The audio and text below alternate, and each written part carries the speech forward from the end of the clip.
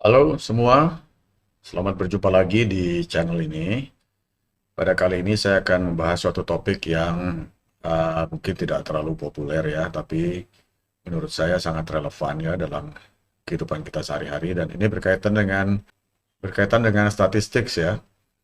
Jadi tentu saja dalam kehidupan kita sehari-hari kita banyak menjumpai data-data yang berseliweran ya ke sana kemari dan banyak pihak dengan tujuan berbeda-beda tentunya ya, mungkin untuk tujuan marketing atau tujuan untuk public campaign atau apapun itu ya, memakai banyak data statistik, kemudian menampilkannya ke publik, tentunya untuk mempengaruhi persepsi publik ya, apakah untuk mendukung ataukah untuk menyanggah sesuatu yang dianggap tidak benar. Nah, tapi tentunya kita juga seringkali menjumpai berbagai kasus di mana pihak-pihak yang berbeda itu memakai data yang sama, tetapi bisa mengambil kesimpulan yang berbeda. Ya, tentu saja biasanya untuk mendukung apa yang diperjuangkan ya, atau apa yang ingin disampaikan ya. Seringkali kita melihat di media ya, orang memberikan data, apakah itu perusahaan, apakah itu bahkan dari pemerintah sendiri, atau mungkin dari oposisi pemerintah ya, yang menyampaikan data, kemudian memberikan satu kesimpulan bahwa hal-hal seperti ini menunjukkan tren yang naik misalnya. Ya. Tapi kemudian kita melihat ada pihak-pihak lain yang memakai data yang sama, tapi kemudian mengatakan bahwa trennya itu menurun. Nah, padahal dua-duanya memakai data yang sama. Hal tersebut bisa terjadi ya. Jadi ini salah satu bahaya dari statistik ya. Jadi statistik itu bukan soal hanya apakah ada data atau tidak ada data, tapi bagaimana data itu dipresentasikan, bagaimana data itu di-packaging, kemudian disampaikan ke publik. Nah, kebanyakan publik yang tidak familiar dengan statistik, bagaimana angka-angka itu dihitung, biasanya bergantung hanya kepada packaging yang disampaikan oleh pihak yang menyampaikan data tersebut. Ya, jadi publik itu banyak dipengaruhi oleh packagingnya, jadi bukan dari apa isinya, tapi bagaimana data tersebut ditampilkan. Jadi bisa saja suatu set data yang sama ditampilkan berbeda, publik bisa mengambil kesimpulan yang bertolak belakang ya. Ada yang melihat bahwa data itu naik, ada yang melihat bahwa data itu turun. Dalam statistik fenomena seperti ini dikenal dengan paradoks Simpson atau Simpson's paradox dalam bahasa Inggris ya. Jadi saya akan sedikit menjelaskan di sini apa itu yang disebut Simpson's paradox. Saya akan memberikan satu contoh dari dunia nyata ya. Ini sesuatu yang baru saja kita semua di dunia ini alami, yaitu pandemi COVID-19. Ya, kita semua tahu bahwa selama terjadi pandemi tersebut ada kontroversi ya yang berkaitan dengan vaksinasi dari COVID. Jadi ada beberapa pihak pada saat itu yang bisa dibilang anti vaksinasi ya, karena satu dan lain hal, mungkin karena masalah kepercayaannya, mungkin juga karena ketakutannya terhadap vaksinasi sehingga tidak mau divaksinasi. Nah, pihak yang mengusulkan vaksinasi atau yang mendorong vaksinasi dengan pihak yang menentang vaksinasi itu dua-duanya memakai data dalam argumentasinya. Nah, ini saya berikan satu contoh dari Inggris ya. Jadi ini data yang dipublish tahun 2021 dari Office of National Statistics di Inggris ya. Jadi pada saat itu mereka mempublish suatu data yang menunjukkan, ya kita lihat ya datanya ya, ini yang warna biru ini adalah data tingkat kematian dari anggota masyarakat yang tidak divaksinasi. Sedangkan yang warna orange ini adalah tingkat kematian dari masyarakat yang divaksinasi. Nah, kalau kita lihat secara sekilas, ya kita lihat bahwa kalau buat orang-orang yang divaksinasi, itu tingkat kematiannya lebih tinggi daripada orang-orang yang tidak divaksinasi. Nah, data ini kemudian langsung cepat digunakan oleh pihak-pihak yang tidak setuju vaksinasi itu untuk menunjukkan bahwa statistik itu mendukung bahwa lebih baik tidak divaksinasi, sebab kalau divaksinasi tingkat kematiannya lebih tinggi. Nah, tentu saja ini bisa dibilang hampir bertolak belakang dengan common sense ya. Jadi dunia kedokteran itu dan sebagian besar masyarakat tentunya juga berekspektasi bahwa vaksinasi itu tentunya diharapkan menurunkan tingkat kematian terhadap COVID ya. Tapi data ini menunjukkan tidak demikian ya. Jadi ini kemudian menimbulkan banyak perdebatan di media mainstream maupun media sosial tentang apakah benar vaksinasi COVID itu efektif atau jangan-jangan malah menimbulkan kematian ya.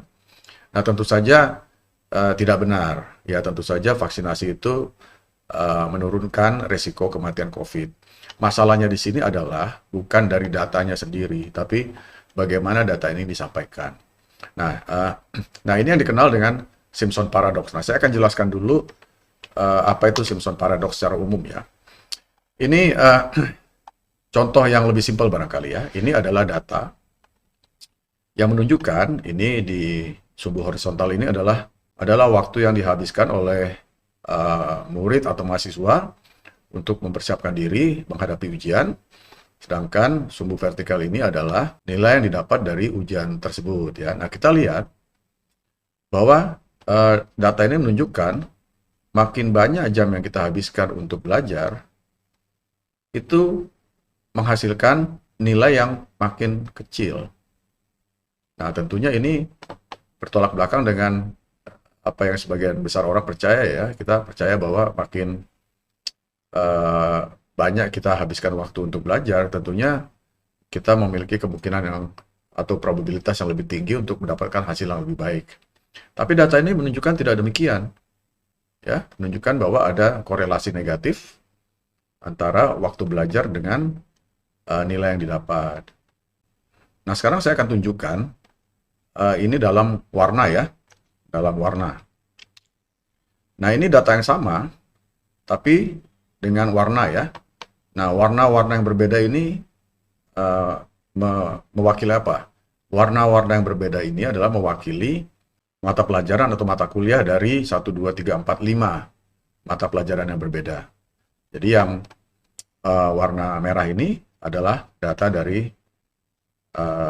ujian aljabar, warna kuning ini data dari ujian bahasa Inggris, kemudian yang warna toska ya, ini dari social studies, kemudian yang biru ini dari art, kemudian yang ungu itu dari physical education.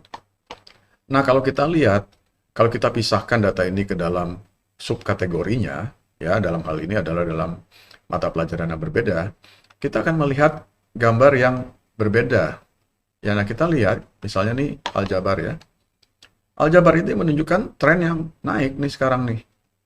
Ya, jadi makin banyak waktu yang kita habiskan untuk persiapan, makin baik nilai yang kita dapat ya. Demikian juga dengan bahasa Inggris ya. Ya, jadi sekarang trennya kita lihat menunjukkan korelasi positif. Makin banyak waktu yang kita habiskan untuk belajar, makin tinggi kemungkinan kita mendapatkan nilai yang lebih baik. Ya. Nah, ini yang disebut Simpson's Paradox ya. Jadi kalau kita presentasikan data itu dalam kategori yang benar dan tepat, ya, akan menunjukkan tren yang bertolak belakang ya. Ya, sebelum kita lihat warna ini, kita berkesimpulan bahwa trennya adalah korelasi negatif seperti ini. Tapi kalau kita taruh ini dalam perspektif yang benar, kita lihat bahwa trennya adalah positif ya, kata seperti ini. Nah, ini yang disebut sekali lagi Simpson's Paradox. Oke, sekarang kita kembali ke kasus COVID tadi ya. Nah, ini adalah contoh angka di mana Simpson Paradox itu bisa terjadi dalam kasus vaksinasi COVID ya. Mari kita lihat ya. Ini ada tabel di mana dibagi intinya menjadi dua bagian. Yang di sebelah sini ini adalah tabel orang yang tidak divaksinasi. Kemudian yang sebelah kanan ini adalah orang yang divaksinasi. Nah, sekarang kita lihat totalnya saja lah ya. Total orang yang disurvei itu 6 juta orang yang tidak divaksinasi, sedangkan yang divaksinasi itu 15 juta orang. Nah, kalau kita lihat angka totalnya ini kita bandingkan ya, bahwa untuk orang yang tidak divaksinasi itu datanya adalah ada 1,7 kematian per 100.000 orang. Jadi dari 100.000 orang itu ada yang meninggal 1,7. Kemudian untuk yang tidak divaksinasi, ya, uh, ada 2,1 kematian per 100.000 orang. Ya, jadi tiap 100.000 orang itu ada 2,1 jumlah kematian, tingkat kematian ya. Nah, kita lihat bahwa yang divaksinasi ini tingkat kematiannya lebih tinggi ya dalam per 100.000 orang ya. Jadi seakan-akan kita lihat bahwa wah, lebih baik tidak divaksinasi dong ya dalam kasus seperti ini.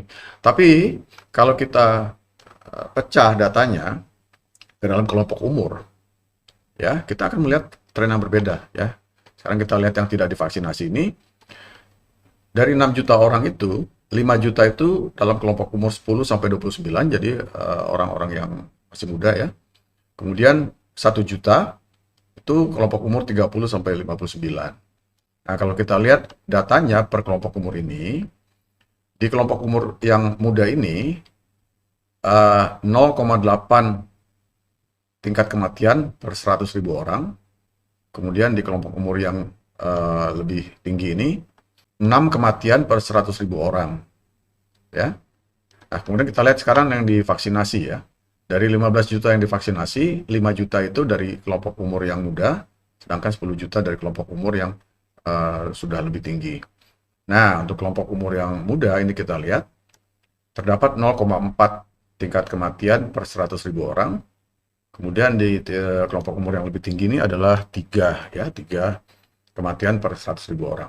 Nah, sekarang kalau kita bandingkan datanya di kelompok umur yang relevan, ya untuk kelompok umur yang muda ini, yang tidak divaksinasi 0,8 tingkat kematian, yang divaksinasi 0,4. Jadi kita lihat ada penurunan. Kemudian di kelompok umur yang lebih tinggi ini, ya antara 30 sampai 59, yang tidak divaksinasi itu tingkat kematian 6, sedangkan kalau divaksinasi tingkat kematiannya adalah 3. Jadi untuk kelompok umur yang ini pun terjadi penurunan tingkat kematian. Nah, tentu saja kita lihat ya kesimpulannya berbeda sekali ya dibandingkan ketika kita hanya melihat total datanya tanpa membedakannya dalam kelompok umur. Jadi kalau kita kembali ke data yang di Inggris tahun 2021 ini, ya, karena memang kalau kita melihat hanya total orang yang disurvei, kita melihat bahwa yang tidak divaksinasi itu memiliki tingkat kematian lebih rendah daripada yang divaksinasi. Tapi data ini tidak membedakan kelompok umur. Ketika data ini dirilis, kemudian menimbulkan perdebatan di media Inggris, ada beberapa ahli statistik di Inggris yang kemudian menyurati ONS ini, ya mengatakan bahwa ya, kamu tidak bisa menampilkan data itu dalam bentuk seperti ini. Jadi harus dibagi lagi secara lebih rinci menurut kelompok umur. Karena kalau ditampilkan seperti ini, itu menimbulkan kehebohan di masyarakat. Ya. Kemudian setahu saya, pihak Office of National Statistics ini kemudian menyadari masalah tersebut, kemudian mereka merilis data ini dalam bentuk yang lebih rinci ya menurut kelompok umur. Oke, demikianlah penjelasan saya mengenai apa yang disebut Simpson's Paradox ya. Mudah-mudahan ini bisa membuka wawasan kita semua sehingga kita lebih bisa aware terhadap data-data yang ditampilkan di public space ya, di ruang publik, sehingga kita juga tidak mudah untuk tertipu ya dengan data-data yang disampaikan tidak dengan cara yang tepat. Terima kasih atas perhatiannya, sampai bertemu kembali di pembahasan selanjutnya.